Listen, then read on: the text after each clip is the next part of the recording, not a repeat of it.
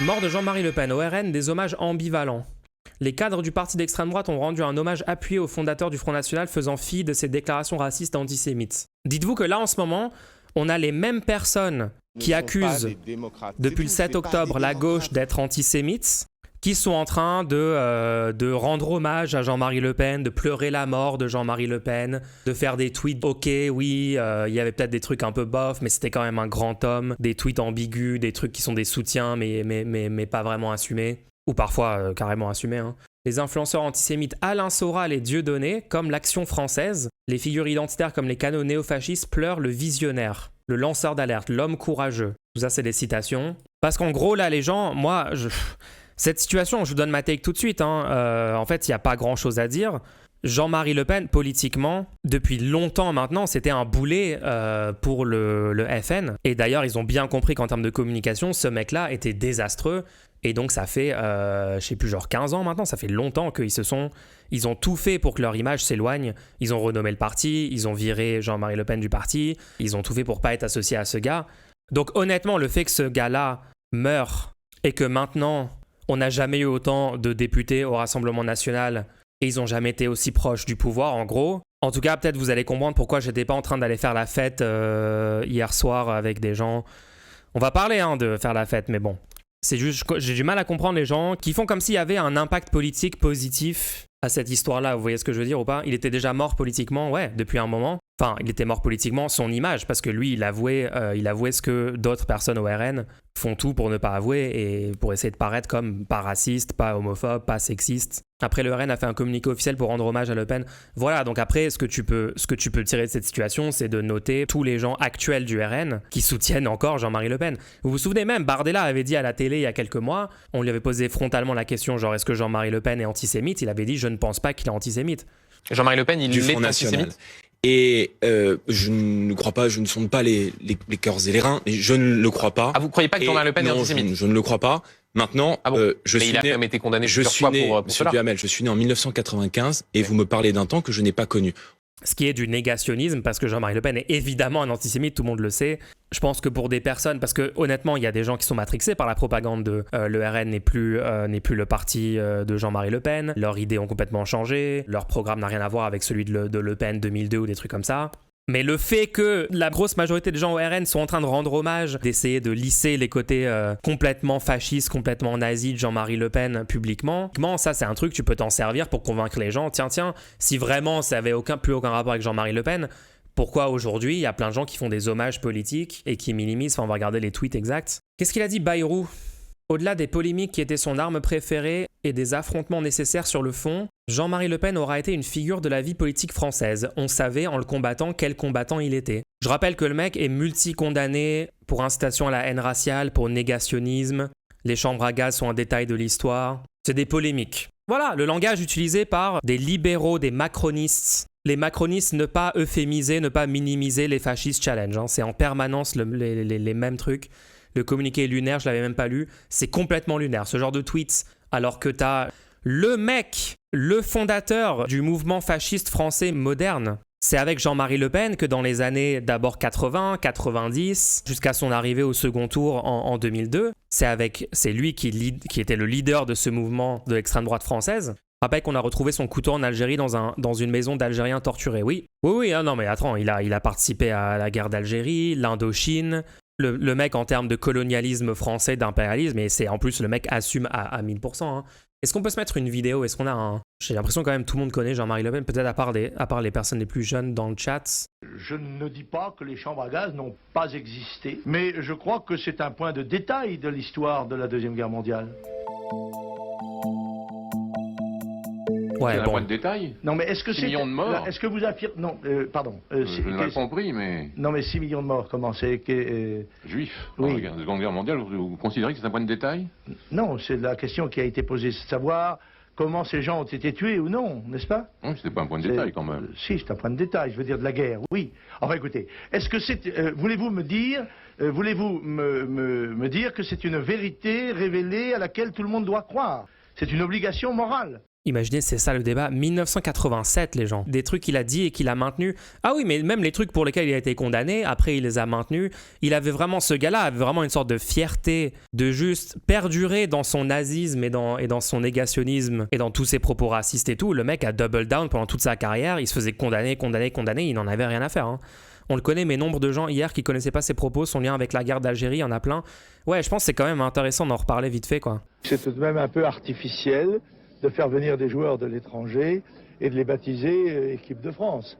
Ces takes-là, les gens, encore aujourd'hui, la grosse majorité de l'extrême droite française a encore le seum que dans l'équipe de France de foot, il y ait des personnes non blanches, rage encore là-dessus, genre tous ces trucs-là, culturellement, l'impact de quelqu'un comme Jean-Marie Le Pen, l'impact des outrances, il a bougé le curseur dans le sens de l'extrême droite, c'est une des personnes qui l'a le plus fait de l'histoire moderne française. Faut vraiment comprendre ça. Aujourd'hui, c'est la vie normie. Non, je dirais pas non plus que c'est la vie normie, les gens, exagérez pas. Je constate que les joueurs des autres équipes c'est pas normal d'être raciste. National, de grand cœur et à pleine voix.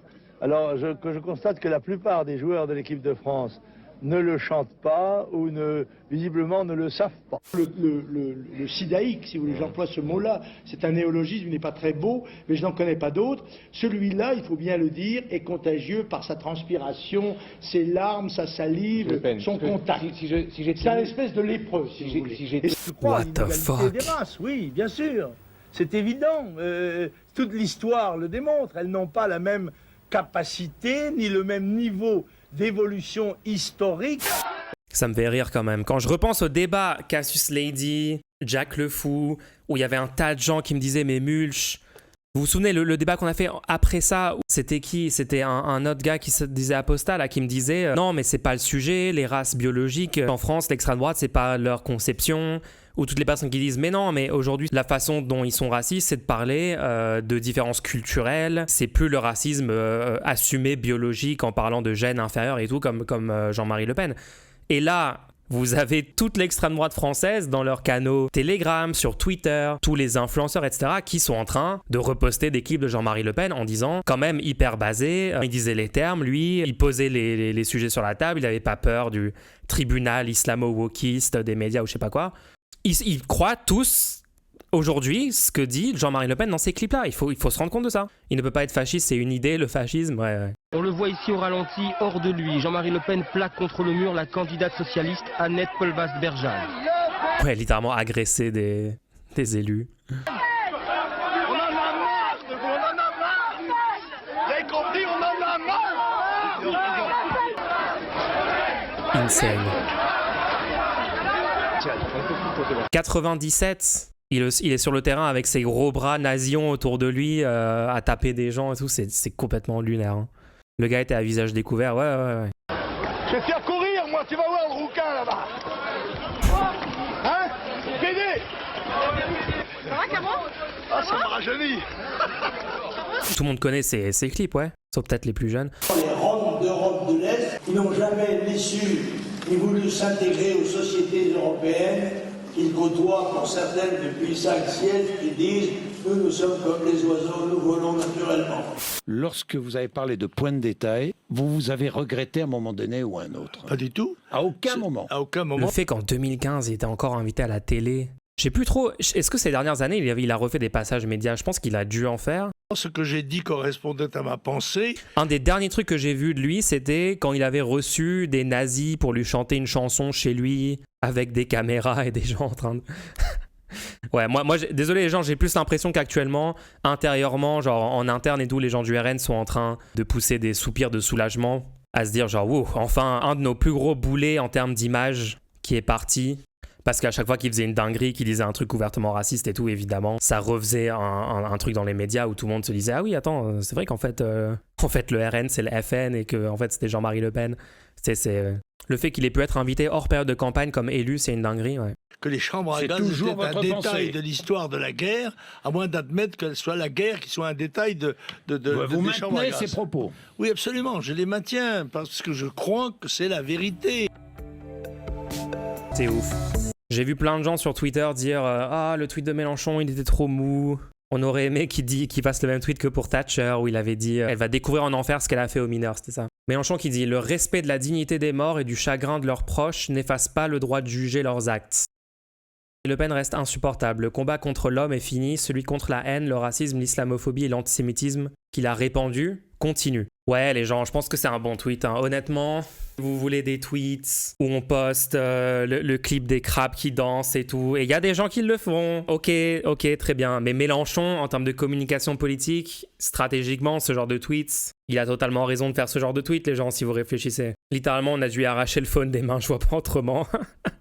En tout cas, je pense pas que Mélenchon, en voyant les rassemblements de gens en train de faire la fête, place de la République et tout, je pense pas qu'il se soit dit « Ouais, stratégiquement, c'est vraiment ça la vibe qu'il faut avoir. Il faut faire une énorme soirée géante en France pour fêter la mort d'un gars. » Alors que ses idées semblent plus répandues dans la société qu'elles n'ont jamais été, même de son vivant. Donc, je sais pas. Je pense que lui, je pense que c'est ça sa take. Je pense pas que ça soit, on lui a pris son téléphone et tout. Ce tweet-là me semble être vraiment ce qu'il pense, personnellement. Manon Aubry.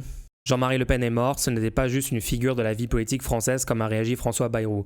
Le respect pour les défunts ne doit pas conduire à la cécité sur son parcours. Jean-Marie Le Pen est un raciste antisémite notoire, adorateur de Pétain et un tortionnaire en Algérie. Le combat contre l'homme est terminé, mais contre ses idées demeure pour que la haine ne l'emporte jamais. Ouais, c'est solide. Bardella. Jean-Marie Le Pen est mort, engagé sous l'uniforme de l'armée française en Indochine et en Algérie. Pour lui, c'était un engagement au service de la France. Torturer des gens en Algérie, participer à la colonisation française, à l'impérialisme français, engagé sous l'uniforme. Le mensonge par omission, la manipulation. Et après, quand on débat, on va dire à des droitards, mais en fait, le RN sont pro-colonialisme, la droite va répondre « Quoi ? Mais en fait, c'était la gauche qui a fait le colonialisme, c'est la gauche qui soutient ça, de quoi vous parlez ?» Et vont sortir genre 3-4 personnes historiquement classées à gauche, mais qui avaient des politiques catastrophiques là-dessus, et dans le même temps vont minimiser le fait que le mec a littéralement participé au colonialisme français, à de la torture, à des crimes de guerre. Ces gens-là défendent des crimes de guerre, ils défendent des criminels de guerre. Et en même temps, ils vont reprocher, ils vont dire en fait la gauche sont des hypocrites ou la gauche défend le colonialisme et nous non. Le niveau de foutage de gueule, Mitterrand pas ouf en Algérie, mais les gens, c'est pas le sujet évidemment, on est d'accord, mais on parle de l'hypocrisie absolue et du mensonge de l'extrême droite qui se prétend opposé à tout ça. Tribun du peuple à l'Assemblée nationale et au Parlement européen, il a toujours servi la France, défendu son identité et sa souveraineté. Dans un pays normal, un tweet comme ça d'un responsable politique, ça ferait un scandale médiatique pendant des semaines en disant quoi, mais en fait, depuis des années, tout le monde essaie de dire ah, le RN, en fait, ils sont dédiabolisés, ça y est. Ils défendent plus du tout Jean-Marie Le Pen, ils sont plus d'accord avec ces trucs antisémites, racistes, négationnistes de la Shoah et tout de Jean-Marie Le Pen. Et là, t'as un mec qui arrive et qui dit en fait, non, il a toujours servi la France, il a défendu son identité, sa souveraineté, membre du parti fondé par Jean-Marie Le Pen. Normalement, on devrait parler de ce truc-là. Le scandale, ça devrait pas être les gens en train de danser, en train de faire la fête sur la mort d'un raciste et d'un nazi. Ça devrait être le nouveau nazi qui est sous nos yeux, qui est passé à 2 doigts de gagner aux dernières législatives et qui vient de faire ce tweet-là. Léaumont qui fait le taf en dessous, la torture en Algérie, le couteau des jeunesses hitlériennes oublié là-bas. Ouais, on rappelle juste que le couteau de Jean-Marie Le Pen qu'on a retrouvé là-bas, couteau des jeunesses hitlériennes. Mais Mulch, mais tu peux pas faire un parallèle entre le Rassemblement National et les nazis. Littéralement un couteau des jeunesses hitlériennes, d'accord. La fondation d'un parti avec des Waffen-SS et nostalgique de Vichy, les condamnations pour racisme et antisémitisme. Arrêtez de parler du fait que le RN était fondé par des nazis. Ça ne marche pas comme argument. J'en peux plus de ces arguments. Vous le célébrez, vous êtes le même danger que lui. Léaumont qui a ratio Bardella quand même. Rien, absolument rien ne justifie qu'on danse sur un cadavre. La mort d'un homme, fût-il un adversaire politique, ne devrait inspirer que la retenue et la dignité. Ces scènes de liesse sont tout simplement honteuses. C'est un truc de fou, Donc là, bien sûr, tout un tas de la classe politique, médiatique et tout, bon, globalement, c'est tous ceux qui sont soit fascistes, soit qui n'ont pas de si gros problèmes avec le fascisme et l'extrême droite. Bruno Retailleau, après ses propos sur l'état de droit, sur plein d'autres sujets, il n'y a aucun doute sur le fait que le gars a une idéologie fasciste, ce mec-là est un fasciste. Toute cette partie-là, toute la droite, se servent du fait que les gens font la fête et tout pour faire un énorme narratif médiatique, un énorme arc, où ils vont montrer en boucle ces vidéos et dire, regardez, en fait, la gauche, c'est des gens qui célèbrent la mort de leurs opposants politiques. C'est absolument honteux, c'est scandaleux. S'il y a un truc bien quand même de toutes ces célébrations et toute cette... je veux dire, très massivement, les Français, la population française a très massivement ressenti un soulagement, ou au moins exprimé un avis antifasciste, antiraciste, hier au moment de la mort de Jean-Marie Le Pen, d'accord ? Tout le monde est là, ensemble. Les seuls gens qui sont pas d'accord avec ça, c'est vraiment le cœur de l'électorat extrême droite qui sont vraiment full fascistes dans leur idéologie, et c'est une part non négligeable de la population, on est d'accord, hein. Mais c'est dans des moments comme ça qu'on se rappelle que quand même, il y a encore quand même un sentiment antifasciste majoritaire en France sur lequel on peut construire une vraie lutte.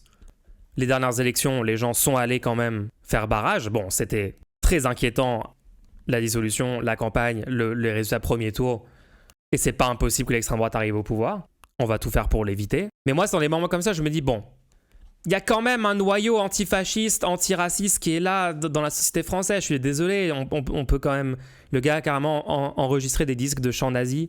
Oui, après, c'est vrai que Jean-Marie Le Pen, c'est le mec de l'extrême droite française, c'est un des gars où c'est le plus dur d'essayer de convaincre les gens que c'est pas un nazi, vu qu'il est tout en permanence publiquement un nazi, si tu vois ce que je veux dire. Les droitards sont tellement en sueur devant la vague de célébration de sa mort, ils sentent qu'il y a une vraie majorité toujours présente pour les dégager si besoin. Voilà, je pense qu'au moins ce message politique là envoyé est positif. Quand LFI dit un truc basé, on lui reproche d'être ambigu entre guillemets, mais quand le RN soutient le colonialisme intentionnaire, là il n'y a pas de problème, ouais, c'est le double standard est complètement lunaire. Hein. Et encore une fois, juste, on rappelle, depuis 2 ans maintenant, l'accusation d'antisémitisme envers la gauche avec littéralement 0 preuve. Nada, rien, jamais rien n'a été démontré. Et les mêmes personnes qui nous ont fait cette propagande aujourd'hui n'ont pas de problème à dire c'est un grand homme ou dire des dingueries sur Jean-Marie Le Pen. Salut, je viens d'entendre la nouvelle, je dois pas être content de la mort d'une personne, mais j'ai du mal à être triste pour lui. Ah non, mais évidemment, les gens, moi je me suis mis en boucle les crapes qui dansent, hein. Y a aucun problème.